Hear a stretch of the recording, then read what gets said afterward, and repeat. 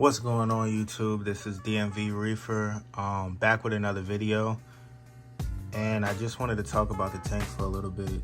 This is my first saltwater tank, so I've been keeping freshwater fish since about 2015, 2014. Been keeping them a while before that, but I really got into the cichlids and things of that nature, so I wanted to convert over to salt. This is my first saltwater tank, and I'm about 5 months in now officially.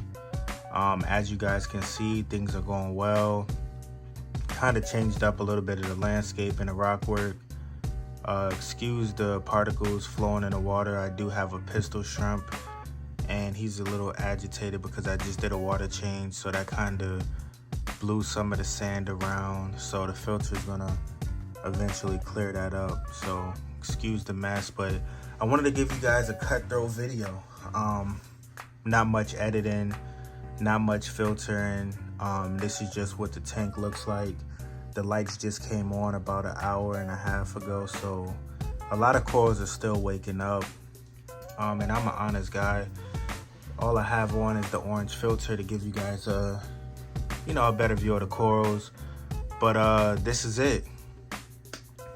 So the direction I wanted to go in was mostly softies and LPS, and the reason I wanted to go that direction is because I work 12 hours, so I'm not really here for 12 hours, and I didn't want to start with a reef tank that was too much maintenance or just too demanding.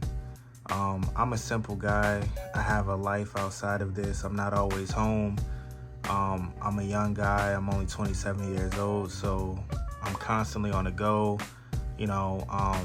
living life, just wanting to focus on different things. But I also do want the luxury of having a reef tank in my room, and I'm home most of the time when I'm not at work for 12 hours. But I also like to live life, work-life balance. So mostly softies and a few LPS. I got rid of a few things, as you guys can see. I ended up rehoming my frog spawn. I did have a 5-year, I had 2 5-years, but I made the rookie mistake of buying 5-years that were kind of receding with the flesh.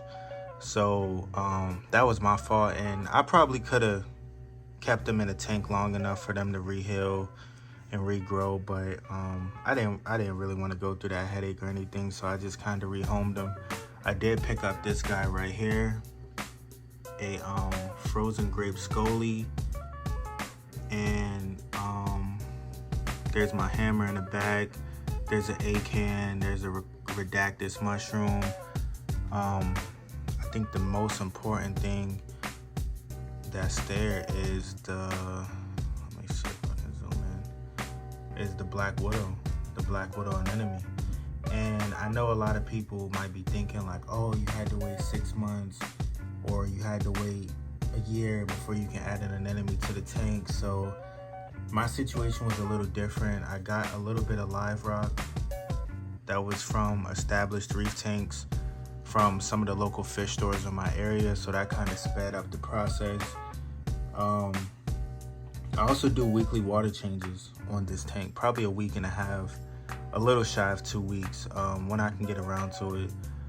My parameters do not go out of spec that much. My alkalinity normally sits around 9. Magnesium is on point, alkalinity is on point. But I also don't have demanding corals though.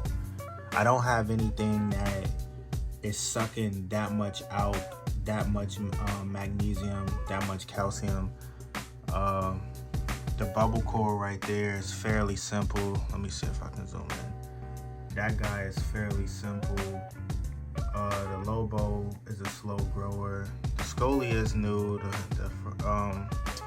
The hammer is simple. The Duncan, and just zoanthids and a few leathers. So I don't have anything that's crazy demanding. So I just wanted to give you guys an update of the direction I'm going. There is an acan on that rock right behind the Lobo, right in there. So I also did make another rookie mistake of buying that guy when he had receding tissue on the skeleton. But I'm gonna keep them.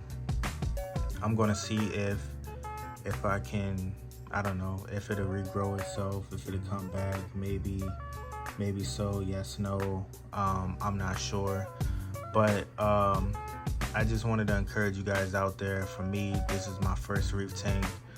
It has not been hard. It's kind of the same as freshwater. If anything, I feel like people make it more difficult than what it really is. And the reason I say that is because the various amount of testing and just, you know, worrying about parameters and things of that nature. And yes, you do have to test. Yes, you do have to worry about parameters. If anyone wants to know what I use, I'm using this right here, Tropic Martin off a reef, and I just use it as needed. You know, I'll test my alkalinity with the Hannah alkalinity checker. I have the Saltwater test kits. You know, test my magnesium and things of that nature. But that off reef kind of does it all.